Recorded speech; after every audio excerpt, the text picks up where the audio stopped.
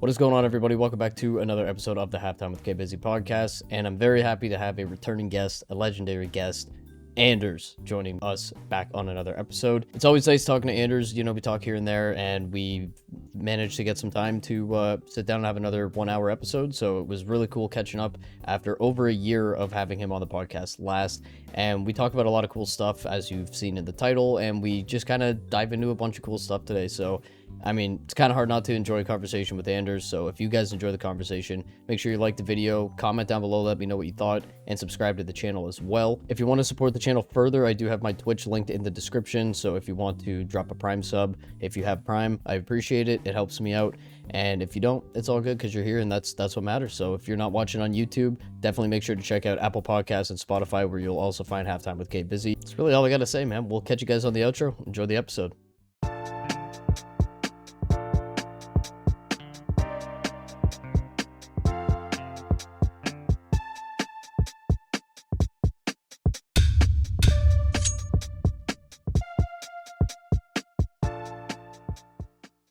Alrighty, well, Anders is sitting back down with us, and it's a pleasure because we had you on about a year ago, and it's been a while since we've actually, we talk here and there, but it's been a while since we've actually sat down and talked. So tell me a little bit about what's been new and exciting since we last talked on the podcast. What's been new? Yeah. Wait, was it around a year ago that we talked last time? Let me get the date. Yeah, just for reference, just to keep the continuity, I guess, of the of the thing going. Yeah, I am curious. March Sounds about 14th, right. so it's a little over a year ago, A actually. little over a year ago. Ago. So at that time, and you would have caught me at probably one of the, I say, like one of the big low points of my life, I think. Yeah. Which is interesting. I'll be honest, I don't even remember much of like what we were talking about back then, but that's probably more a function of the fact that, again, my life was sort of a mess at that point in time. But yeah, right now I think things are going super well. I'd say mentally in a much better place, which is always, all else being equal, pretty cool. I'm trying to think if I can summarize why that might be. I don't know. I think I had like a real, almost like a loss of identity when it comes to what I want to do with the casting, and I don't know if I was trying too much or I was trying to be somebody else, or there was something was going on in my brain at any rate that made it more difficult to kind of connect with the thing that I kind of enjoy doing. And in the meantime, I think I've managed to recover a lot of that, and I sort of remembered that there's like a particular thing that I think I'm good at when it comes to casting, and that's what I want to do and deliver. And yeah, so that's made me really happy. And apart from that, there's really a lot going on with Skybox as a company. We're doing super well, and it's exciting. And yeah, and the people I work with in that context are really awesome. So I think right now my life seems to be going in the right direction. And that's always good. So I'm enjoying that. There's probably going to be more ups and downs in the future, but for now it's pretty good. That's good, because I remember when we finished, it was one of the last questions I asked you on the first podcast that we did. We talked about, there was a Reddit thread, and I think you commented on it and kind of gave a little bit of context about, how you felt like you weren't getting picked, and, it was like, why are TOs not picking me for, to cast some of these tournaments? And it was kind of this thing, like, people were, even a few months ago, I remember seeing a tweet, I think it got like at least 500,000 views, something around there anyway, where it was just a photo of you, and it was just like, why the fuck is this guy not casting any of the tournaments? But since last September, you've been getting a lot more work, and, like you were saying, things are, mentally much better, and I'm sure that's probably a big part of the reason why, is because you're actually getting work, and, things are back to a somewhat normal thing for you, so that's cool to see.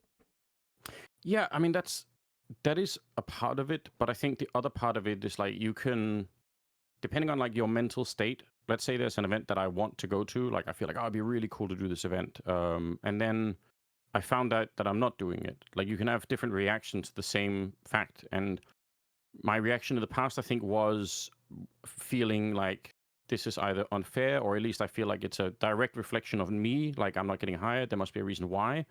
And I think like this year, I feel much more like there's also another reason, which is that there's a bunch of people they could pick for a tournament, and sometimes you're on the list and sometimes you're not, and it's like it doesn't really have to be a reflection on directly what you're doing.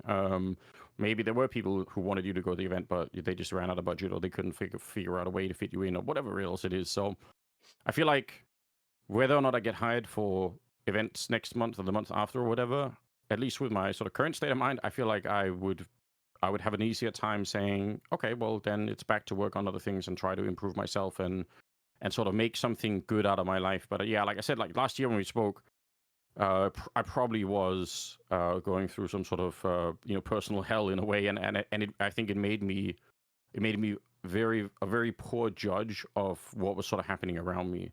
So kind of crazy, to be honest. But I mean, it's life. Like it's going to happen to everyone. If it hasn't happened to you yet, then just buckle up. It's going to happen at some point. So Yeah, and it's one of those things that I've talked to it with a few guests before on the podcast of like you don't get the clarity sometimes of like why or why not they're picking you, or like there's so much talent floating around in the space to begin with. So if you're not signing up for events, sorry, for like maybe the next 3 months for argument's sake, and you're not getting any answers as to why, you don't know if you're going to be getting any events in the future, like that can pile up on it. If you got a house, you got a family, I mean, that's going to stack up against you real quick.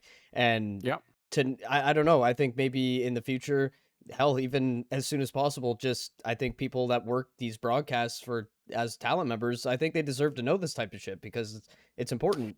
you know yeah. We definitely have a better industry overall if there was more sort of clarity around what was going on. I think I don't know, the Counter-Strike landscape is changing pretty quickly, even at the moment. I think one of the better things that could happen is actually if there was more of a budget for a lot of the other things that are happening outside of the tier one circuit, because almost by definition, like the tier one space is just always going to have very few seats available for casters and analysts and hosts. Like they just that's almost like, yeah, the definition of what tier one is. Um, but we have an absolutely insane amount of tier two space stuff that's happening, like smaller lands and a never-ending flood of online Counter Strike. yeah. And the problem is, as far as I can tell, is that those spaces uh, have like the funding for those spaces when it comes to like hiring people is so low, because it's not really about making the best product possible. It's about creating an enormous volume of product, and like Yeah. it's the business model is in the volume of it. It's not to criticize anyone. That's just like a fact of how these businesses run. But as a result, it just means there's a lot less emphasis on, let's try and make the best possible product. It's more like, yeah, but let's just try and keep it under a certain budget and just make a lot of it. And that's a bit of a shame, right? Because it means that people who work in that space, I mean, I've dipped my toes in there sometimes, and I actually kind of enjoy it. Like, obviously, I prefer to cast major tournaments if somebody gave me the choice, but sometimes there are really fun teams that are playing, lower level Counter Strike, and you could learn a Yeah. lot. And I enjoy that part of it. But the problem is, from like sort of a payment point of view, it's impossible to make it work really. If you're a grown up human being, you just can't. So Yeah, and one thing that I'm wondering too is like, can you share anything about why you think maybe, or if you know for a hard fact, why you started getting picked back up by tournament organizers? Like, did the industry finally realize, like, okay, we're seeing some of these tweets, some of these Reddit threads, like, I don't know why Anders isn't getting picked, so now we're gonna pick him up. Like, do you have any type of clarity on that, or was it just like you just got thrown back into the pool of, okay, you're gonna come work this tournament now? yeah, I just as much as I don't know why I sometimes don't get hired, I'm not exactly sure. I mean, I want to believe that some of it just has to do with, like a dedication to trying to sort of improve things and move in the right direction. Like I said, I think I had lost a little bit of what I wanted to do in casting at some point last year and the year before. And the result of that kind of was that maybe some of the product that I was delivering, or like the thing that I was delivering on my end, was just maybe not what people were looking for at that point in time. And I'm not sure if I can pinpoint exactly why that loss happened. I mean, apart from the fact that just I think my life in general was sort of probably too chaotic or too stressful for a wide number of reasons. Um, so yeah, maybe it's just a reflection of the fact that now I feel like I've returned to some of the stuff that I really enjoy doing. I have such a clear focus when I go into games now about what kind of stuff I want to deliver. And apparently, maybe that's weird. Like people think that's cool again. Yeah, I'm certainly happy. It seems like community's receiving it well. People are, for the most part, happy, and that's nice. Yeah, absolutely. And one thing that I think was another really cool topic I want to pick out from the last episode too is how I forget who it was off the top of my head, but somewhere along the line in your early career, someone told you there is no future for esports surrounding FPS, which is just laughable. This is obviously just after the Cologne major happened, which Yeah. again, more records being broke for viewership, amazing product, amazing Counter Strike, everything like that. I just want to, like, get your thoughts. Like, who was this person? Why would they say something like that? And can we talk about how it's actually flourished into what it is today, the I mean, esports industry? what's interesting about that, it wasn't just necessarily one person. There's like, I would say it was like an industry wide, Oh, like truth. Like, I think people just generally thought that was the truth. It's hard because even if I could find you the list of people and go back and like, let's say I had recorded all the conversations, I could, or whatever, like, well, if I recorded, that'd actually be easy. But if I just could show you a list of people, all of those people anyway would say, no, we never said anything like, I don't even think they remember it, but guarantee you a lot of the sort of the industry leading people back in the DreamHack and early ESL days or whatever, if you asked them and said like, they would tell you, no, esports, almost by definition, esports is RTS and MOBA games because of StarCraft and Dota and League. And they had a lot of opinion, like had long discussions about this with a lot of different people, and people would come up with all these reasons. They say you can't have really FPS esports anymore because there's like blood and violence. People won't have it, and also in Korea, they don't really play any of these games. I mean, they play like Crossfire maybe, but everything else is like they're not going to do anything like that. And that was a big reason. Like people were like, well, if you can't get into the Korean market, then it probably can't even be esports anyway. So like it was very much like that was sort of a real strong feeling for a lot of people. Um, and I mean, we just happen to live in the timeline where Counter Strike made it as a big game. But I mean, I guess there is another world in which it doesn't. And, like, I don't know if it's fair to say that these people were wrong or on the wrong track. I don't know what they're talking about based on that alone. But it was funny to me that there was such a strong feeling that a lot of people couldn't see that Counter Strike was going to make. I thought it was obvious at the time. Yeah. Funny bit of history, I think. yeah, and we're going on to 26 years of Counter Strike existing now. I mean, just the Yeah. places like Buenos Aires is getting a major for the first time ever next year. Like this game is literally traveled across the entire world. Kazakhstan, like going to Astana, everywhere. Like places that people haven't even heard of. Places people don't even think about. Like it's truly an amazing thing. And I'm curious what your thoughts are right now of where the future of FPS esports is going to be, or just Counter Strike esports in general. Ooh. Um. Everything comes to an end at a certain point, but I don't know. It doesn't seem like Counter Strike's dying at all. Like it's I- Yeah, I don't know if everything has to come to an end in that way. I think once you get a certain threshold, like when you get a certain amount of momentum, you're probably always going to have a big enough core of people who care about it that there is a future. The question sort of just is, is the future, American football levels of like, things, or is it going to be more niche? Or is it going to be more like I don't know what's a good like equivalent, like chess or something, where it's like it has a lot of people, but there's not necessarily like giant broadcasts where people are making a ton of money. And like, yeah, sometimes people care about chess if some of the big people are playing or whatever, but but it's a little bit more niche, let's say. um I mean, I almost don't care which direction it's going in. I'm kind of care more about what sort of the quality of what it is that we're doing. I don't think Counter Strike needs to become football for it to be a success. yeah. I think what Counter Strike needs is like, a rational business model and a future that's sustainable and predictable and somewhat predictable, where you sort of you can actually build a long term future and a real history. And that's a long way off, in my opinion. I think we're doing many of the wrong things to try to build that future, in my opinion. Oh, okay. Can you expand on that at all? I'm kind of curious to hear what you're thinking. Yeah, I mean, I think one of my core criticisms is that at some point we I think we made this collective decision in esports that if we just model ourselves on sports in terms of like what the broadcasts look like and how professional it is and all the rest of it, then we would attract kind of like a sports audience. And the one thing that we know about the sports audience is that they will spend money on things. Like sports audiences will buy tickets to shows, they will buy merchandise, they'll do all of these things. So it's like if we build it, they will come sort of moment. But that's not the case. The esports people are not the same as sports people. They don't spend money the same way, and they probably care a lot less about suits and ties and all the rest of it. And I feel like we even went further than that. So we built this whole sort of professionalism thing. There's nothing wrong with being professional, by the way, but it's just like it's more like a mask, I think, that we sort of put on. And then we completely ignored what I would say is like the core audience in Counter-Strike, which would be like the people in Twitch chat or Kick chat or on Reddit or on HLTV, which some of these people are totally crazy. But they're some of the most hardcore fans in the community. They really care about the thing. They watch a lot of it. They interact with things.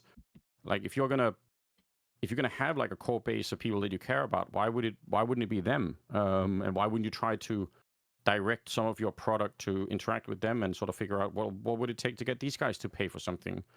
Because they probably have the money somewhere. You just have to. It's your job as a business to figure out what can we offer them that they will actually pay for. And instead, I don't know, like this dream of building professional sports with like an esports, skeleton, just very strange to me. I'm not convinced by it. I don't think it's proven itself to work either. So that's one of the big problems. I still think the other problem is the fact that we have no player salary caps of any kind. There's no financial fair play. You can like it's just like a massive fight to try and get the best players and pay them more money. And I'm happy the players are making it. It's not a criticism of the players. It's more criticism of the organizations to not be more responsible with the finance stuff, I think. Yeah, and I like that you brought that up too, because I think about that as well. Like, you know, the inflation of just living in general has gone up. Like everything's so much more than it was even just 6 years ago.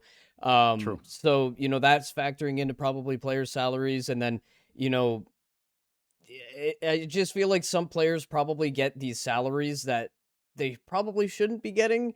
And then, you see like the contract jail thing, and then companies are like, oh, well, we're not selling them unless I think it just happened with Flamus, actually. I think I forget who it Yeah. was. I saw something about Flamus was gonna be bought out, but VP wanted a certain amount from him, probably because they raised the price or something. I don't know, because of his Yeah. performance with BetBoom over at the Cologne Major, and it's just like I feel like maybe it's just a little bit too competitive in some sense.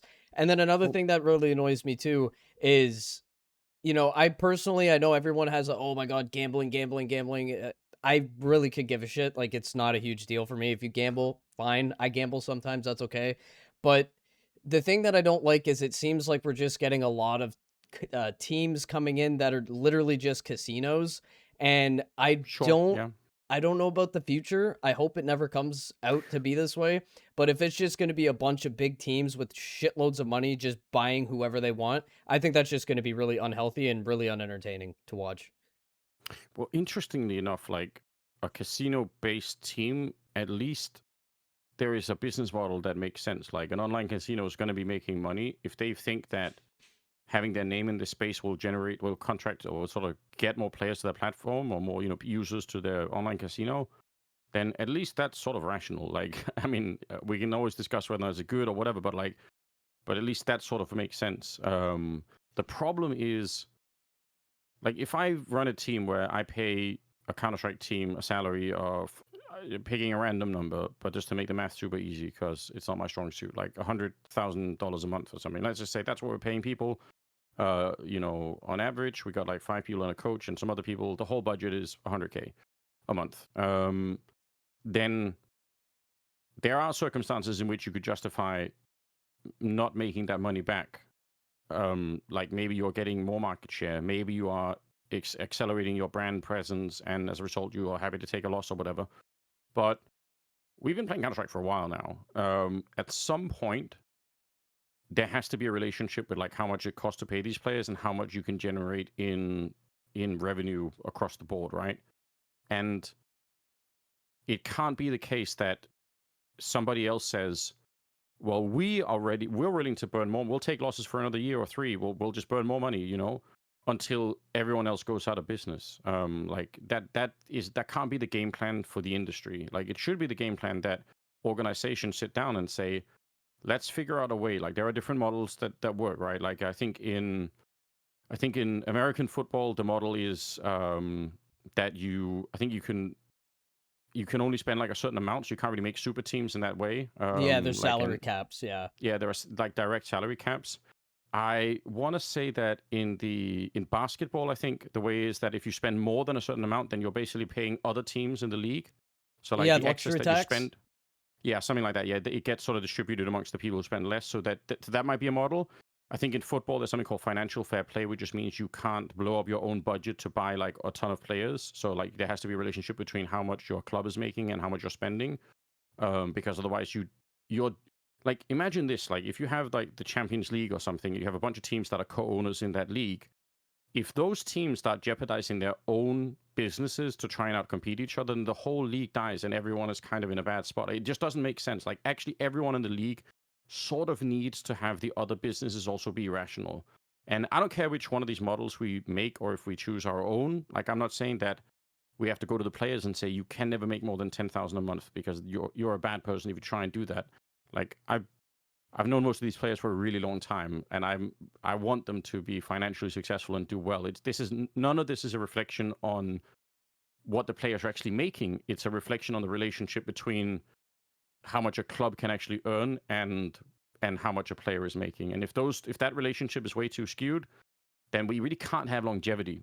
It's just not possible. So Mhm. like that somebody has to take this seriously at some point. And yeah, like otherwise I think Counter Strike is potentially in a dangerous bubble where at some point you could just see sort of a mass exodus of clubs and sponsors and people just saying this is never going to work. That'd be a real shame, I think.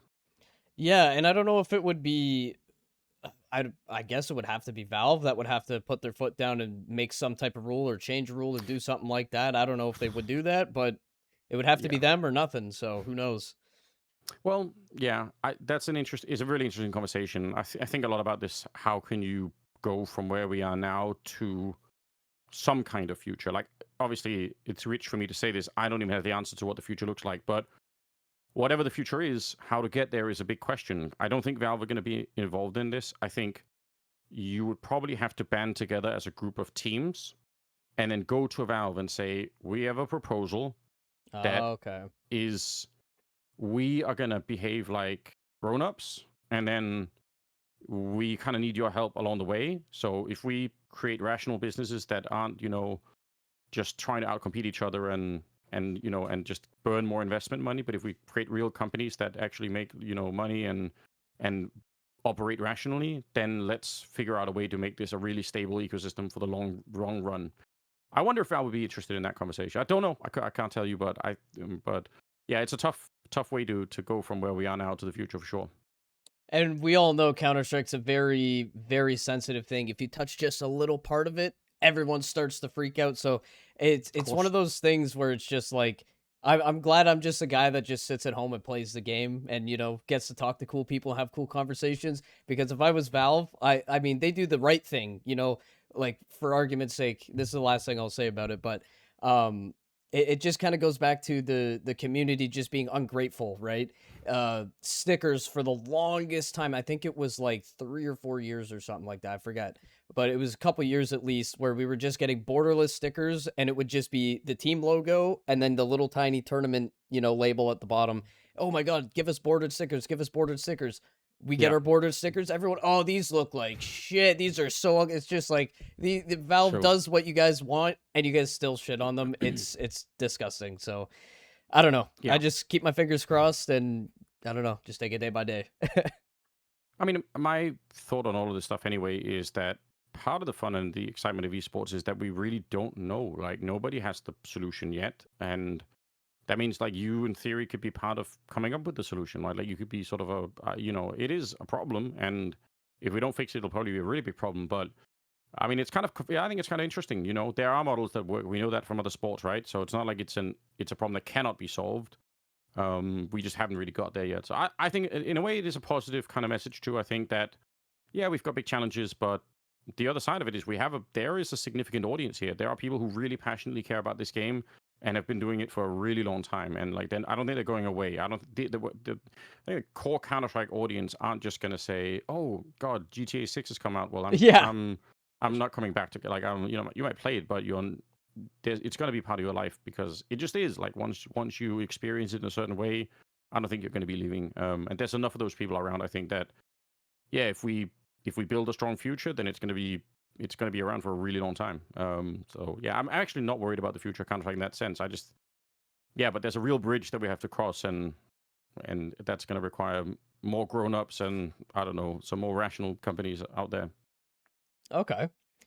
So let's throw back to the beginning of the year. Blast Rotterdam was one of the first couple tournaments of the year, if I remember correctly. And Yeah, this was your first S tier event that you've worked since Fisher Playground 2 last September of 2025.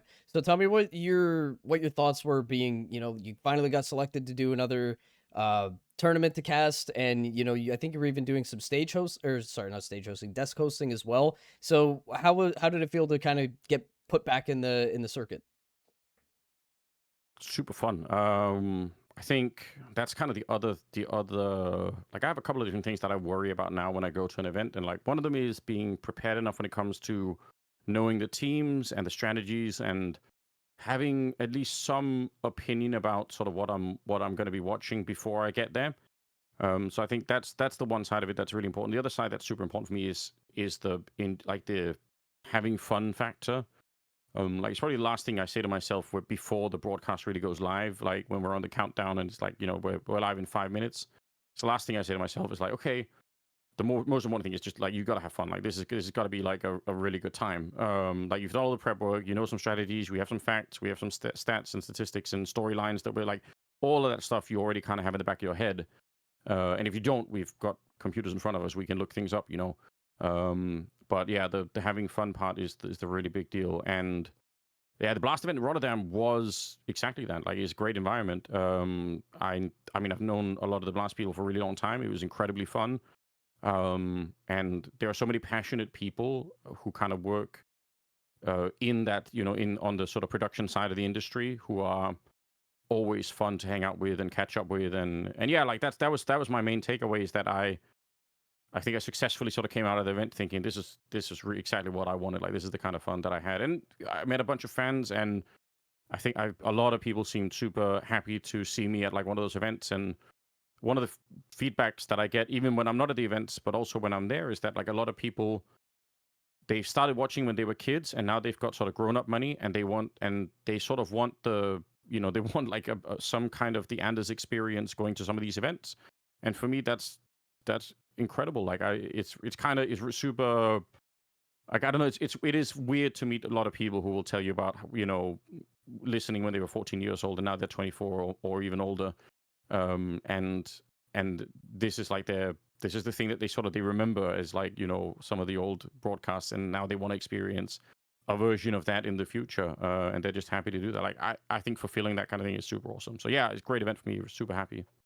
That's awesome. And to be, pretty much fresh into a brand new season as well is pretty good too. So, there was a lot of time off between September and Rotterdam. So, I don't know. It was a super fun event to watch. And I want to give another shout out to Natty. She was the desk host, the primary Yeah, desk host. I know a lot of people didn't really know her, from the Counter Strike space anyway. I know she's got her hands in a lot of other places in esports, but she did a great job, and I hope that we see her again too. It's super nice to see the same faces we see all year long, but I like when they sprinkle in, tournament organizers sprinkle in new faces and stuff like that, because at the end of the day, we're not gonna have the same people around for often, or forever, sorry. And it's just super cool. So shout out to Natty. I thought she killed it, did a good job. Seemed like a really natural type of role for her. So shout out to her. We had her on the podcast too. Salute. yeah. I mean, the only thing I can really add to that is like off the camera, either in like a hotel lobby, or in the green room before the shows or whatever. Like, she was an amazing person, like a super cool person to work with. Which you could probably still work in Counter Strike even if you weren't, but man, it's a lot more fun to work an event with really cool people. And she easily fits that role. And I mean, more than anything, bar for like whether or not I think people should stay working in Counter-Strike is kind of whether or not they genuinely sort of are interested in the game. Like you don't even have to be an expert really, in my opinion. Like but I mean, in certain roles, sure, if we're hiring you for the analyst desk, we could probably want that. Um, but if you're like a host or a stage host or an interviewer or something else, I think a lot of the time, if you just have a passion for the game and you're excited about it and you want to learn more and you're sort of you have a little bit of humility to say, yeah, of course I'm not an expert, like, but I really want to see what this is a great space and I'm really enjoying the energy. Then let's go, like, let's get more of those people involved in the game if they're really good and they kind of they're a little bit in love with the game. I think that's perfect. Right on. So we touched a little bit on the future of esports and predictions and thoughts about where we're going to see esports in the future. But what are your thoughts on CS esports right now? Like the Cologne Major, obviously we just talked about, just wrapped up. The new season just started. Roster Mania is going absolutely bonkers right now. What's interesting to you the most, or surprising to you the most right now? um I mean, I thought the Cologne Major was incredible. I had so much fun watching it and kind of absorbing some of the matches. And obviously, the best thing about it in some ways is the fact that it wasn't just like the Vitality masterclass kind of moment. Like they actually looked human again, and obviously, ultimately, were defeated. More than that, I've had such a long stake in Nico winning a major. For me, it's like like I've watched him since he started playing CS:GO, and I mean back then he was on a team where it was like an all sort of Balkan team in iNation, and then I've followed his career ever since. Like for many of those teams, Mouse Sports and all the rest of it, like going on, he was like if they were going to win rounds, it was down to Nico, and like he was the only engine in some of those teams. Not to say that he was the only good player, but like he carried some of these teams in the most ridiculous fashion, and it was obvious to me very early on that this guy he's a once in a generation or less talent. Like it's hard to explain to people who weren't around what an absolutely insane rifle Nico like is and was. And so for me, like it was a super emotional moment. Yeah, like I really feel like I followed him his whole career, and I think I tweeted something like this. I mean, I think I casted probably every single iNation game that they played in 2013, and probably a lot of them in 2014 as well, before Counter-Strike became so big that you couldn't really cover all the games anymore. So yeah, I've really been a close like follower of his stuff, and I would say that I made that call about who he is and who he was going to be very early on, and it took way too long, in my opinion, to get to this major, and I bet you he would agree with that too. But seeing it actually happen is really cool. It's super emotional for me. Yeah, 100%. Like seeing him initially jump up out of the chair, like, oh, that was so special. Like the second it happened, I couldn't even imagine what was going through his head. And then, Kerrigan as well, like just that whole situation with him joining Falcons and Yeah, all of that. 60 days, you join the team and you win I mean, say what you yeah, want about Falcons. I know a lot of people don't like them, but it's not really the players or yeah. anything. It's just the org. But you cannot deny how special and how absolutely incredible that was. It's a shame it had to be Furia, I feel kind of bad for Fallen, but it was still amazing. He has another Well, shot. he still has another shot. Yeah, and I mean, yeah, it was going to be a cool story anyway. Like, don't get me wrong. If Fallen had won, like I've also known Fallen for a very long time now. He is also like off the camera an absolutely amazing person. I would consider him a friend. And so don't get me wrong. If they'd won, like that would obviously that's like a cinematic storyline you really couldn't like. People would say it's sort of fake if you told them what announced his retirement, then he wins a major. Like that's and he like you get so close. It's still crazy. But yeah, so I wouldn't have been sad if it had gone the other way. um, yeah, I mean the Falcons memes are funny. I'll participate in a Falcons meme or two, but I can't. The hatred is like I don't want to waste my life on that, to be honest. Yeah, yeah. And certainly not spilling onto the players. I think it's a waste of time. So it's not for me. If people want to engage with it, it's fine. But yeah, I didn't care about Falcons winning. I cared about Nico winning. That truly was the thing for me. Um, yeah, I'm super proud of him for doing it. I really am. I I really don't think it's an exaggeration to say if he hadn't won it though, I think a whole part of his life would have felt super cursed like forever. Yeah. Like he still would have an amazing career and he would still go down as one of the all-time greatest riflers, but how would you feel knowing that that's true and then you just couldn't win that major? Like, it must have been a relief, yeah, beyond what we can even imagine to do that. So really cool. Yeah, I agree. So moving on, as we all age, life hits us in certain ways. Time goes on.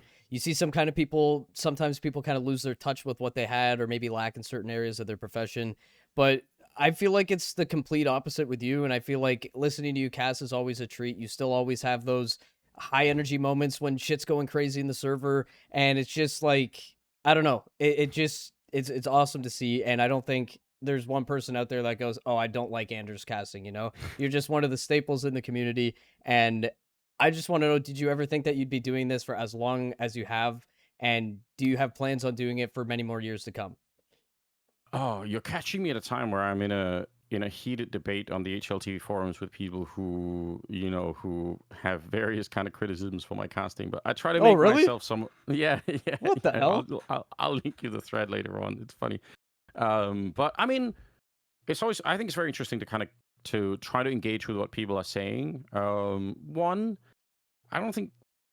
I mean, if people don't want to engage with community criticism, I understand that because it can be pretty brutal at times. But some part of me just feels like, again, I don't think esports and sports are the same thing. Like for me, I want to be somewhat approachable. Like I sort of want people to be able to message me on Twitter or somewhere else and say, "Hey, Anders, like I heard you said this and I disagree" or something. Like I think it's interesting. Like I like talking to people about Counter Strike. And if people have genuine feedback and like stuff that they hear me say that they think is incorrect or they don't like a certain thing, like that could actually improve my casting. Like especially if I agree, like maybe I disagree and then I'm not going to change anything. But if I agree and I say that's true, actually, good point. Like I'll think about this some more. Then it's really helpful. So yeah, I like the community interaction. And but I mean, I think it is interesting how people sort of judge casting and how people think about it. I'll say this, like, I know what it is that makes me excited to watch a game of Counter Strike. And really, all I'm doing is trying to communicate my excitement for those moments with people. I think if you're a person who doesn't find excitement in the same thing, then it actually does make sense to me why you would maybe listen to me and think, I don't really like, I don't get it. Like, why is he not talking about the other thing that I kind of, that makes me excited? But I'll put it like this. For me, I think there are moments in any Counter Strike match where you can paint a picture of what's probably going to happen in the next like 10 or 20 seconds. And it could be like, let's say it's a fictional scenario, but let's say you've got like the B bomb side on Dust 2 and there's one CT defending it and three Ts are about to attack it. And you know that's going to happen in the next like 25 seconds. And you just take stock and you realize, okay, well, this guy has like an HE and an incendiary and a smoke. Um, and it's the B bomb site. So it's really like a huge choke point or a narrow choke point that they're going to be coming through. If he gets the right combination of the nades, like if it turns from smoke into, incendiary and then an HE on top, like he could win without ever firing a shot. If you can accurately paint that picture for people so that they sort of get to feel the excitement of that moment maybe coming before it actually shows up and then kind of hitting it.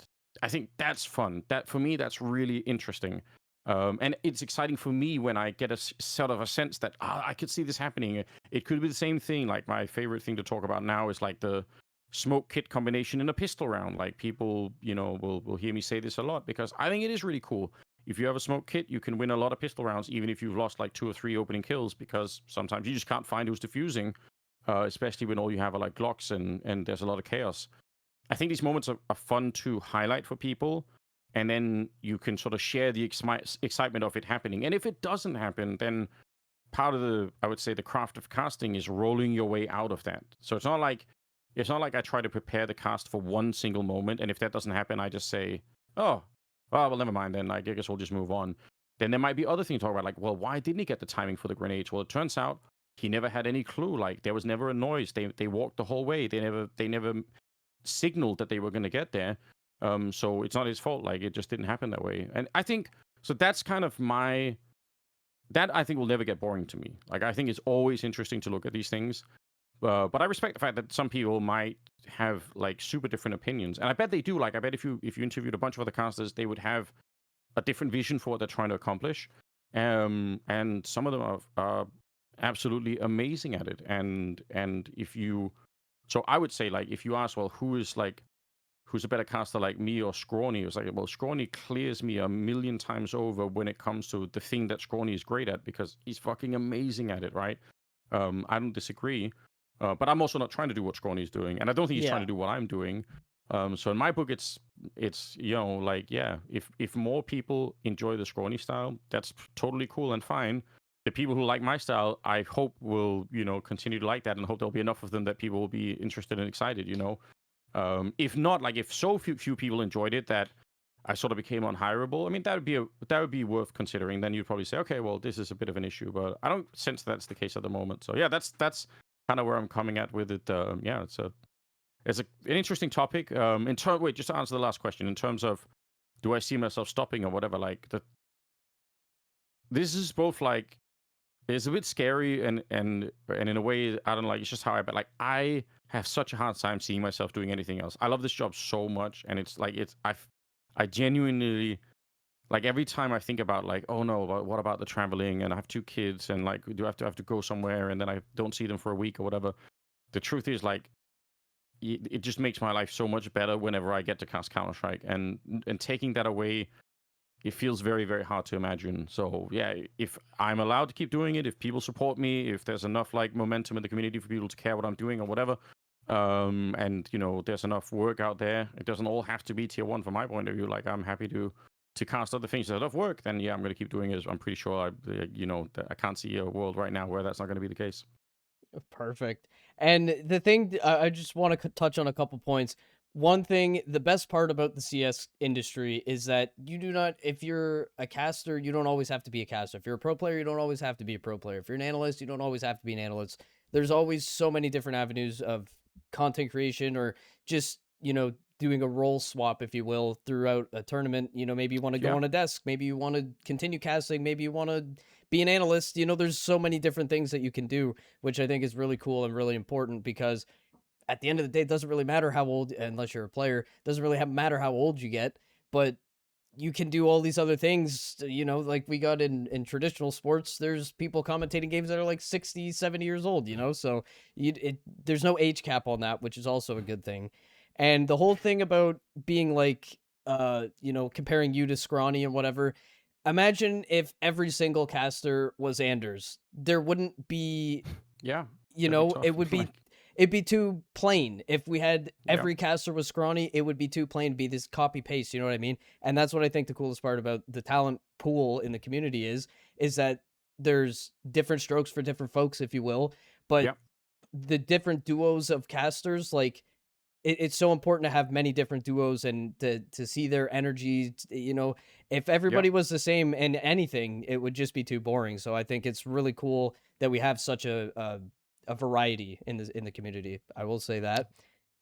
Yeah, I mean, when I'm listening, like, to the Cologne Major, for example, right? Like, it's very obvious to me that the different casting duos are, like, they're aiming at different things, Yeah, exactly. and enjoying that kind of in reference to its own thing. I think it's a normal thing that people do, but I think it's kind of low level criticism when people do this thing where they say, you know, I love Scrawny because he does this, and I hate, I'll just use myself. I'll hate Anders because he doesn't do X or Y or something, like that kind of comparison where it's like I like A and not B. It just always feels to me like a sort of low level engagement. I think A the hundred more percent. interesting thing is to try to, like, vocalize more. If you ask me, like, what Scrawny does well, I could talk about that for hours uninterrupted, because there are so many things that he delivers that are just technically cool and emotionally awesome, and he has a certain rhythm, and I think he builds, like, the commentary and around in a particular way. Like, I can give you very, very explicit details on what I think he does well. I could do this with, like, Chad and Alex and Hugo and Harry and Moses, and like, I could do this with everybody. I could sit you down and say this is exactly what these guys are really, really good at, and why it's enjoyable when we get to this part of it, and this is, like, their real strength, and so on and so forth. And I think, yeah, so I think, it's a I don't need to do the comparison so much. Like, I think it's uninteresting to me. I'd much rather just enjoy people for the things that they're genuinely, like, the best at, and I think all of these guys in different areas are the best in certain things. And yeah, why would they try to be the best at some other thing that's not their Yeah. style. That doesn't even make sense, you know. And if we were to go with that example you just gave of like someone saying, "Oh, I like Scrawny because he does this, and I don't like Anders because he doesn't do this and that." If you were to be like, "Oh shit, well now I got to change my whole game plan," and then you start trying to do stuff that Scrawny does because this is what Yeah. this person wants, then people would be like, "What the fuck? Why is Anders trying to be like Scrawny? That's not him." So it's like you'll never win. You just got to Yeah. stay doing your own thing. That's how you got known. That's how you have the career you have now. The thing that Yeah. bothers me so much in the community is there's criticism, and criticism is totally fine. I get criticized, everybody gets criticized in their life. Of course. That's fine. But the thing is the hate is just people will find anything to hate about. Someone's haircut, someone's glasses. I mean, Sure. people on the internet just need to chill. Like criticize fine, have a joke here and there, but the hate is just it needs to just stop. Like it's so bad. Yeah, I mean, it's a function of many things, right? But I mean, I try to remember that, like, if enough people are around, like, some of these people are just gonna have like, the shittiest week of their life, and like things aren't working out well, and you're in a bad mood. And I'm not saying it's okay to sort of take that out on other people, but it's not. It's also I've like a fairly human thing to do. So like sometimes I try to remember as well, like it doesn't really necessarily have to be about me so much. Like sometimes people are just also not having a great time. And I've had many people in the past subsequently like message me sometimes like months later and say, super sorry that I was like yelling at you on Twitter or something, which, like I think, yeah, like I said, I think people go through a lot. Like I have a lot of patience for even people who sometimes almost sound like they're a bit angry or something. I guess I should say, I forgot about this, but like, I mean, in terms of like the personal development and sort of doing your style or whatever, like one of the things I did change a lot um, in the last like year or a year and a half or something has been like, I would say my prep work for how I go into a game now when it comes to like the understanding the team side of it is on a level that it's really never been at before, I would say. Like I try to like I watch a lot of demos before I get into it, and I use the Skybox platform, which is the company that I co-founded, and I try to be very, very informed about what's going on and what teams are doing. And also there are a lot of interesting statistics that I think are worth kind of summarizing or bringing into the broadcast in terms of like not just how good is a player doing or like what's their HLTV rating or something, which is fine, but I kind of want to try and narrow it down to specific positions, or I want to highlight for someone watching, is this guy like just a good A anchor, or is he like a top 3 A anchor in the world? Like what are we talking about here? Like let's try and quantify how good should we think this defense would be? Like if Donk is playing mid on Dust 2, like is he the best mid player in the world, or is he like somehow outside of the top 5? It's almost impossible to imagine that would be the case. But if you found out that Donk was like not top 1, but he was like 8th in the world, you'd say, "Well, that's weird. Like how could that ever be true?" Right? And you dig into that, like if that's his position and he's somehow 8th in the world, then something almost must be wrong with Spirit. Like that would immediately indicate that they have him in the wrong position. That can't be the case. Like he's such a good player, right? So understanding somebody's performance as a function of where they actually play on the map, these are the kind of things that I think are worth investigating and talking about and bringing into the broadcast more. So I'm trying to do that more from a casting side. We're also trying to do it more working with the broadcasts. EFG for the major, we're using some of the data to API into the broadcast, and that was super cool. And yeah, so I'm trying to sort of push the Counter-Strike narrative on that side by by getting more of this stuff in, because I think it's super interesting, and yeah, it's fun to find some of those stories in the data and then be able to kind of bring it into a broadcast. So, can you touch a little bit on how important downtime is when, you have a busy schedule, go, go, go, doing a bunch of events? Burnout is something that is mentioned between players, talent members. I mean, anybody that is in the industry, it's something that's talked about a lot. I remember before you said that it was like a weird thing when you'd come back after doing so many tournaments, trying to catch up with family, it'd be kind of weird for a bit because it's like, I've been gone for so Yeah. long and you've been here, you know what I mean? So, how is it that you're able to, when a Counter Strike event's over, separate that and go back to your quote unquote normal life outside of your career? Um, yeah. I mean, the one thing is, this is a weird sort of job to have, so it's always going to be hard to mix and match with like a totally normal sort of family life. Like the rhythm of it is always going to be a bit off, and I've compounded that problem massively by then also doing all the side stuff like running a startup company, or at least being a part of a team that's running it is in itself that's another crazy project where like you have no working out, or like all the hours are working hours in theory. Like I can always find I'm always going to be able to find something more to do. And I have a massive problem with not doing those things. Like I hate just waiting around. Like I would much rather sit down and try to email people, or try to find some new thing, or try to sort of push something forward. So I don't really know how to deal with that. Like I think, um, yeah, I mean, maybe it would be better if I could teach myself how to sort of disconnect and do other things. I genuinely find it to be very, very difficult to do that. So what I try to do instead is I try to find like sort of dedicated time where like we'll find a day, or we'll find part of a day, and I will say we're doing family related things, and I'm not going to worry about anything else. Like I'm not going to be Yeah. checking my emails or doing it. Like I'm just going to be leaving it, and that's it. I think that's the thing that currently works the best for me, is trying to really find and just dedicate time to it, and then but then I also try to be more aggressive now in saying when I am working and when I am doing these things, like I need to be like locked into that, because that's important. So yeah, I don't know, it probably does sound like I have a bit of a problem in some sense, but I find that I'm a lot happier when I'm doing a lot of this work stuff. If I have too much free time, then I just end up coming up with a lot of other crazy ideas, like developing video games, or writing a story, or doing some other things. So then I just end up filling my time anyway with stuff. Like I really can't just hang around and do things. Like it's not possible for me, I think. So yeah, I've accepted that. And it's helped me to say that's just how it has to be. Like, I'm going to find other projects. I can't have a lot of free time like that. And it's the kind of the fine line you got to figure out how to balance on, because in any aspect of the industry, if you have too much free time and you're not completely submerging yourself in the community, you're going to miss out on big important news, you're going to miss out on matches, you're going to miss out on roster changes, which is all relevant to what you do for your job. And it's kind of just that thing where finding a balance is really not that easy. So it's I don't know, it's something that I think is super important to cover anytime I get the chance of doing it, because I think it's something that people, I don't think it's that they're not informed about. I just don't think it's talked about enough, and I think it should be.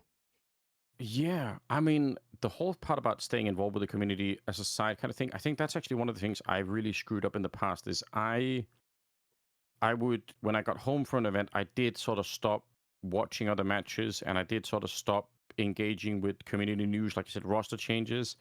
And that creates a weird distance. Like for me, at least, I don't know if this is universally true, but for me, the problem is if then you go to an event like next month and somebody says, what do you think about, this new BC game team or whatever? It's like, if you don't know what the lineup is, and let's say they had played a match, which they currently haven't yet with this lineup, but like let's say that they played a couple of matches and you didn't watch them, you have no opinion. Like you can't say. All you can say is, well, I don't know. Like I guess we'll find out. And that I did this more in the past, and I think it's a little bit criminal in a way, and I think it's probably one of the things that did contribute to me being more distant from the game.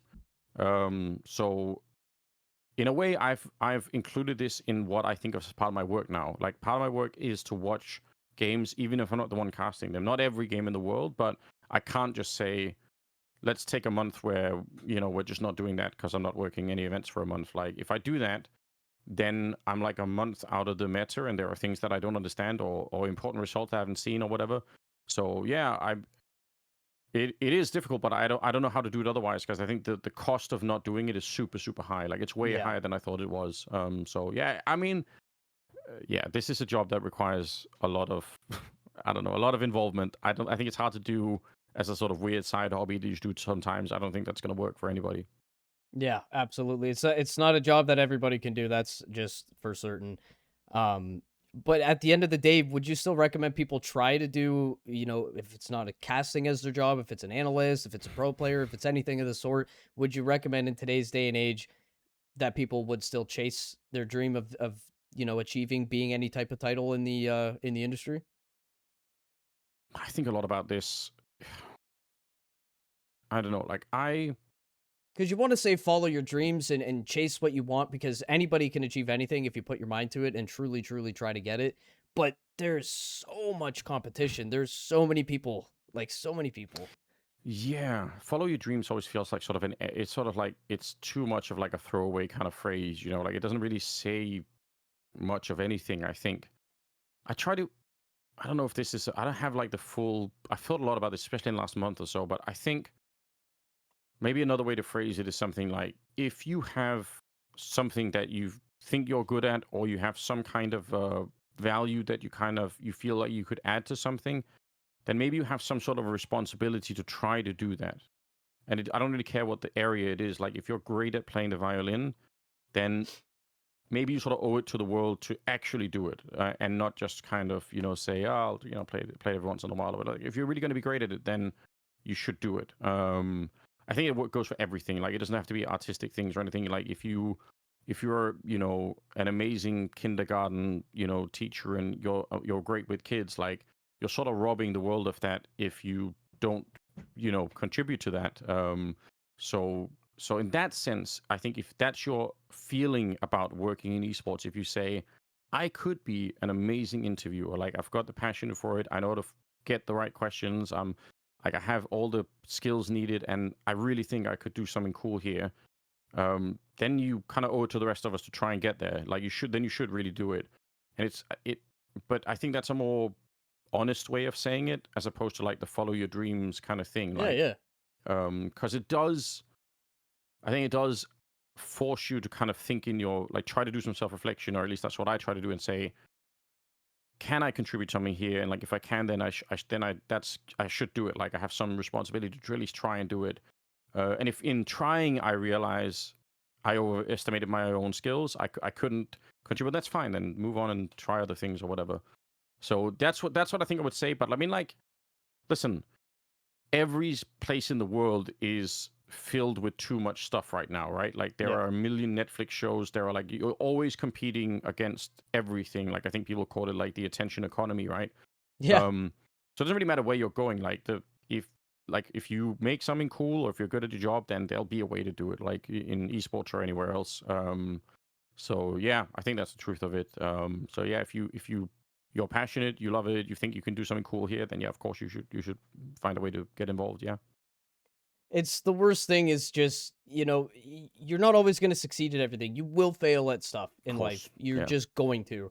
But the thing that kills me, and I've seen it before with people that I know too, is you see something in someone, you see their talent, and they just don't even make the attempt to to Yeah. to conquer that. And it's just like you said, it's just a waste. You're doing a disservice to the world, a disservice to yourself. It's like you got to just try it. You're not going to succeed all the time. Maybe you will. Maybe something cool will happen, but it won't pan out long term. But you just got to take the step. You just got to try it.